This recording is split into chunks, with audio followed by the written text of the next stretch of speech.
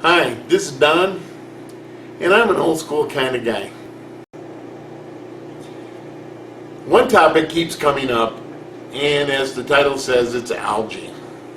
Or if you're British, algae. I think the Canadians too. Maybe Australians. I don't know.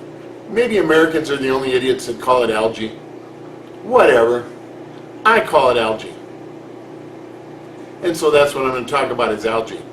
If it applies to your algae, that's fine too. Okay. I've seen different people on YouTube talk about it. I have read internet postings about it. I've read about it on some of the big name websites where they publish their scientific paper from their big name authors. And I hear it talked about at Aquarium Society. It's a topic that is of concern to every hobbyist. Now, I'm going to be looking at it from the freshwater perspective, which is where I usually come from. I understand that some of this applies to saltwater and some of it doesn't. Now, let me start with this. First and most important is not all algae is bad, okay? Algae can be beneficial. What is algae? Algae is simply a plant. Simply a plant. Now, it can become unsightly, at least from our perspective, but if you drop a plecostomus in a nice big tank that's got a lot of green algae all covering the tank wall and everything, he's going to be happy forever. He's going to put up a sign that says, "Don't feed me, I'm cool." All right? So algae can be good. Now, there are different kinds of algae, and I'm going to talk about some of them. And, I'm going to talk about sometimes the type of algae we get gives us a hint as to where it came from, or could come from. Too much light, too little light, too many nutrients. You'll hear nitrogen and phosphate as the biggest one in there. Too much fish waste, too few plants, too many plants, whatever.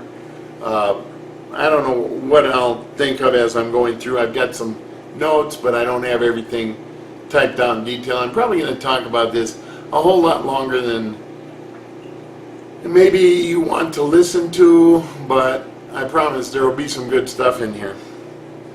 And one thing, if you watched other videos, I really like water changes. If you got an algae problem, I'm going to talk about water changes. Regular water changes help reduce the chances of you having an algae problem. If you got an algae problem, regular water changes are going to help you eliminate that. I have a suggestion for you. Do regular water changes. I recommend 10 to 20% a week depending on the tank. Do I always follow that rule? Absolutely not. If you got an algae problem, I'm going to tell you that you have to do 50 to 75% every week, or maybe 50% twice a week. You're going to need to do some water changes if you got an algae problem. One last preliminary thought is algae exists in virtually every body of water in the world. That's why water treatment plants add chlorine. Enough chlorine in your pool or in your water will eliminate algae. Of course, it can also make it taste pretty nasty. If you are on a private well like I am, there is probably algae in your water. One of the things you can do that really helps fight algae is a UV light bulb sterilizer. I'm not a fan of that whole concept. I've looked at the concept. I actually have a canister filter that has a UV sterilizer in it. I have it shut off. I think that kills more than just the algae. In fact, I know it does. I kind of like the natural approach, but that's just old school way.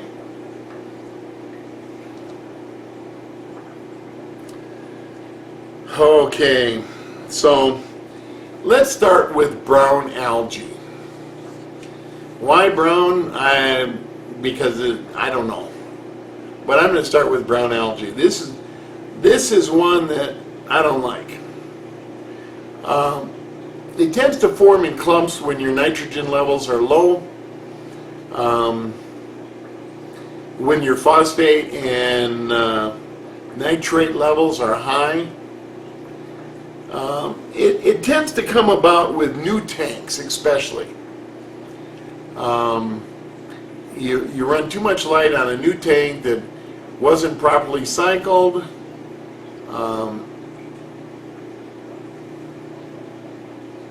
Yeah, that'd be the most common approach. How do you get rid of it? Well, Siamese algae eaters like the brown algae. They actually do. Another way to get rid of it is to put a lot of good, fast-growing plants in there. Jungle Val comes to mind, but any fast-growing plant, it'll eat up the phosphates and then the nitrates and help reduce the brown algae. But Siamese algae eaters like brown algae. So do autocinclus, by the way. They're one of my favorite fish. You can put an autocinclus in almost any tank, community tank. You got big fish, you got a problem, but even angelfish do okay with autocinclus. most shrimp will eat brown algae. Don't put them in with angelfish and bigger though. Most snails will eat brown algae. So, yeah, that'd be brown algae. My favorite algae it goes by different names, and I'm going to talk about this one for a while.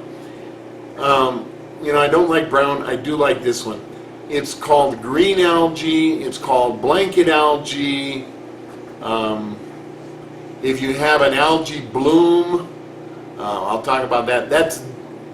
All those are typically this one algae. When you have this green algae, it's everywhere. It's in your filters. It's everywhere. Usually it's especially new tanks are vulnerable. They're not mature. Maybe your plants haven't taken good hold, if you have plants. If you don't have plants, water changes become even more important in preventing algae. If you don't have plants, I think 40 or 50% water change every week just makes sense. It'll help eliminate algae. This stuff grows in thin layers, but like I said, it grows everywhere. It doesn't grow long and thready or anything. We'll talk about that later. This stuff can disappear as your tank stabilizes. The first thing you need to do is reduce your light. I don't care, some people say have 10 to 12 hours of light, some say 6 to 8. Hey, listen people, it depends on your fish tank, how deep it is, how many plants you have, what plants you have, what wattage you have, what kind of lights you have. There is no rule for how much light you should have.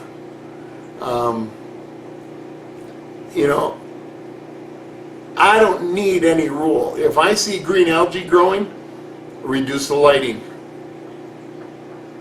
If you got plants that need high light, well, then you better be following all the rest of this stuff.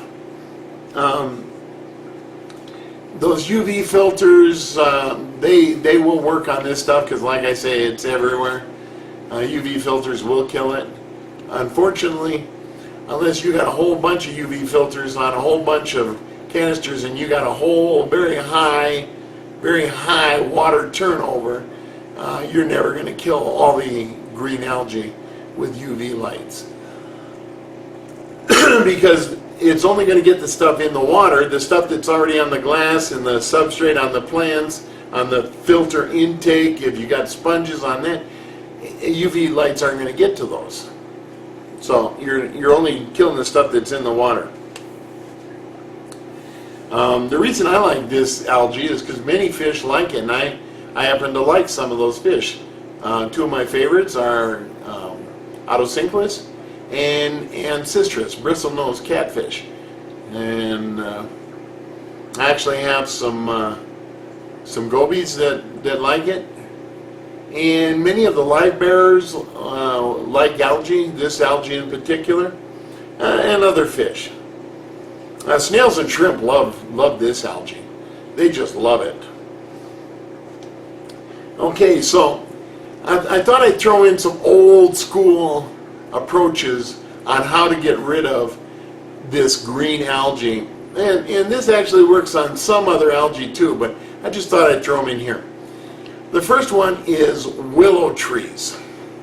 No, I'm not asking you to go dig up a 200-year-old willow tree and plant it in your fish tank. That's not going to happen. But if you got a willow tree nearby, go and cut off a little half-inch thick branch with the leaves on it, maybe 10. You got a 10-gallon tank, 5 maybe, bigger tank, 10, 20, whatever, and you stick that branch in the water. Don't bury it in the substrate. Leave the leaves outside, and in about a week, if you look close, you'll see little tiny white roots starting to grow out of that willow branch. If you got green algae growing, the willow branches are going to do that. Now what's happening is those willow branches are going to suck up some of the nutrients, especially nitrates and phosphates, nitrogen, and even iron, and they're going to suck in all of this stuff and other nutrients, and it's going to reduce the amount available for the algae.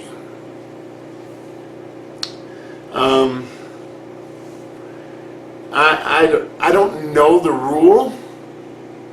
I don't know the science behind this. I just know it works. You wait 2 weeks, 3 weeks, maybe 4 weeks, and you watch your other plants. And when the other plants show any sign of not growing, take out the willow branches. Now I usually wouldn't go past about 3 weeks. I might do 4, but there's an old school way of reducing the amount of nutrients available to the algae, which is going to help kill the algae. Here's another old school. If you got an algae bloom where it's in the water is green. You know another approach that works really great? Get some live Daphnia. Throw a whole bunch in your fish tank. And I mean a whole bunch. Get a big net full. The bigger your tank, the more Daphnia you need. Because what's going to happen? They're going to float around and they're going to eat all the algae in the water column, and your fish are going to eat them. So you need a whole bunch of Daphnia. Your fish are going to think it's a smorgasbord of the ages. They're going to eat nonstop. But the Daphnia is going to eat the algae along the way. So your fish are getting their veggies secondhand.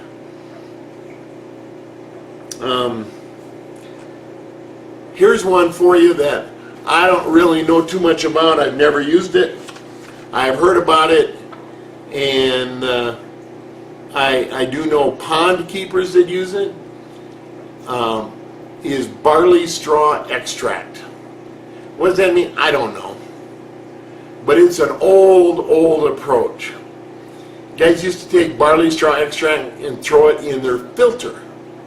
And that would help kill off algae, especially this green algae, especially when it was full water algae. In a pond, people just take it and throw it in the pond. So look it up, barley straw extract, very, very old remedy.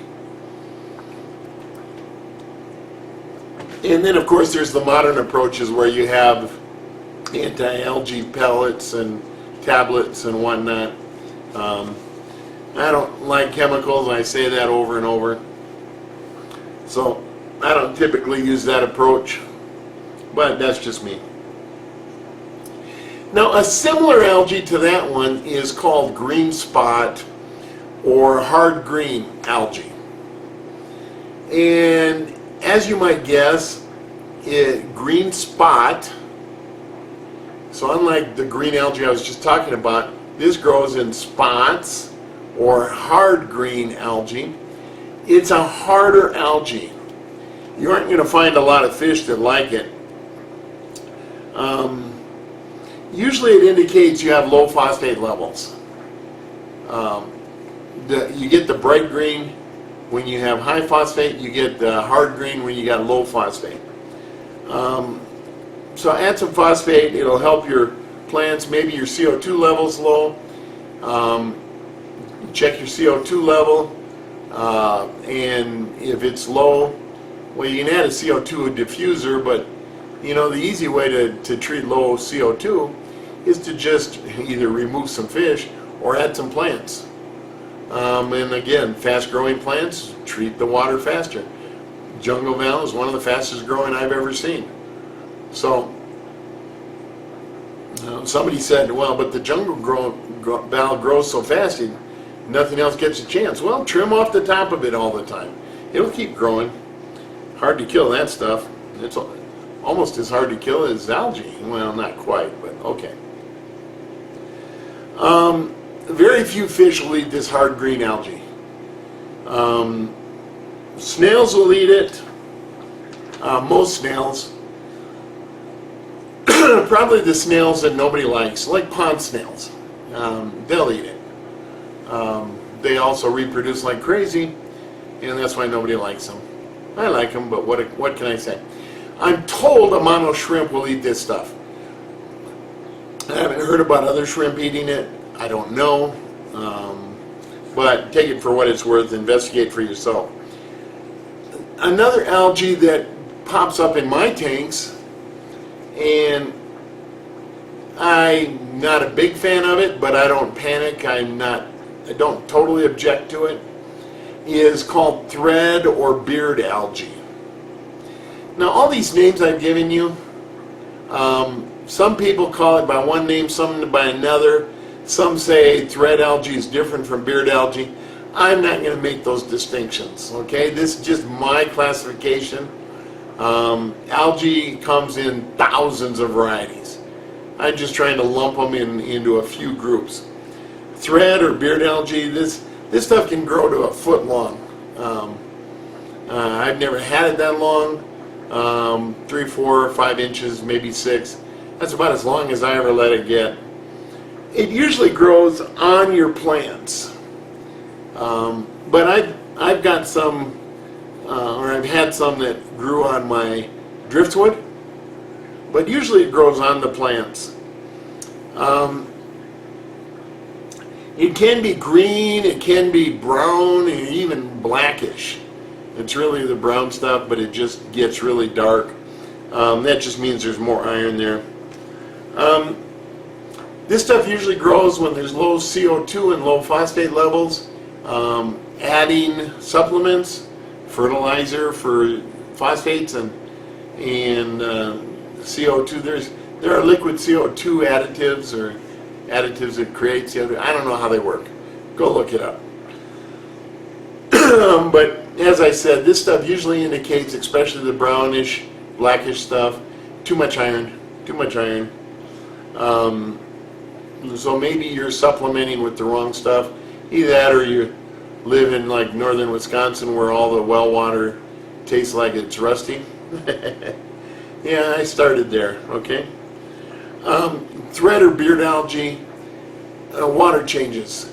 I would do 40 to 50% twice a week while I try and get rid of this stuff. And the best way to get rid of it, in my opinion, is to take a small stick, even the end of a fish net, and wrap it around it and just, but a fish net wouldn't work because you want something, a toothbrush. Take something like a toothbrush or, like I say, a small twig, and just roll it up around that and then pull it off. You get down close to the bottom and you got it all wrapped around there, you'll usually get most of it.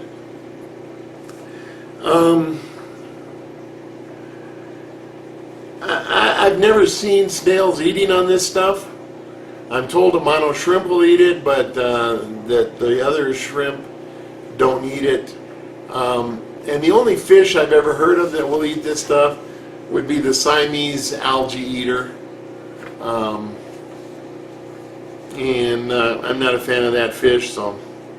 But listen, when you're talking about algae, there is no more versatile algae eater than a Siamese algae eater. They got the right name. They'll eat more varieties of algae than a Plecostomus, or an Otocinclus, or a goby, or any other algae eater I've ever heard of or seen. A mono shrimp seem to be right up there with them, but a mono shrimp are smaller. You have to have more, not a big problem. Your call. Closely behind the beard or thread algae would be hair algae. And what is hair algae?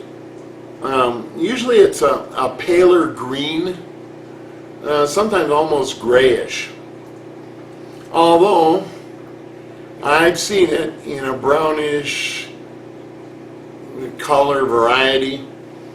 That version is not good. Your best bet there is shrimp. And I'll talk about other ways to get rid of algae later. Hair algae is most common in new tanks, again. It's usually found on plants. If it's green, that indicates you've got, well, even if it's brown, high iron. The greener it is, or the browner it is, the more iron you've got in your water. It's often found with thread algae. They look very different, but they often appear about the same time. This stuff, though thread algae grows in long, thin threads, this grows like clumps of grass. Like your lawn has got, a chunk of grass every 12 inches, and that chunk of grass is about 3 inches. Like my yard. You remove it like thread algae, wrap it around a small stick. But this stuff only grows to be a couple inches, so it's just a couple twists and then pull. This one is sometimes welcomed by hobbyists because it acts a lot like a moss, and a lot of fish do like it. So it's not totally bad. Many of the omnivores like it, and it's very healthy for them. And if you keep it under control, let it grow in this area, that's fine. It works. The last algae I want to talk about is called brush or red algae. This tends to grow on slow-growing plants. I don't know how the algae knows the difference between fast-growing and slow-growing plants, but this is what the experts say. It grows on slow-growing plants, and let me tell you, I've never seen it on Echinodoros, sword plants, Vallisneria, Sagittaria, my jungle val. I've never seen it on any of that stuff.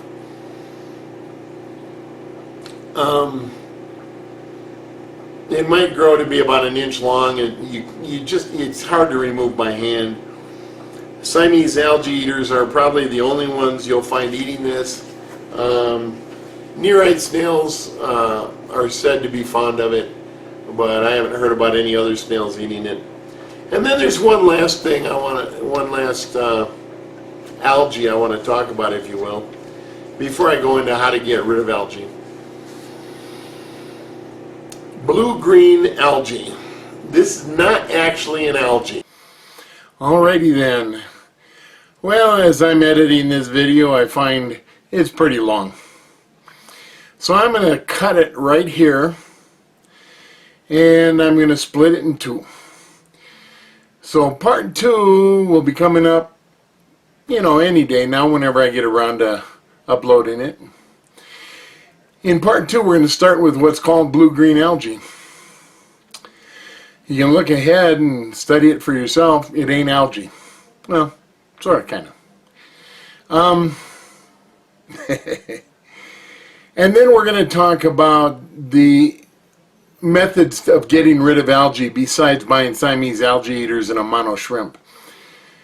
So that should be a pretty good video.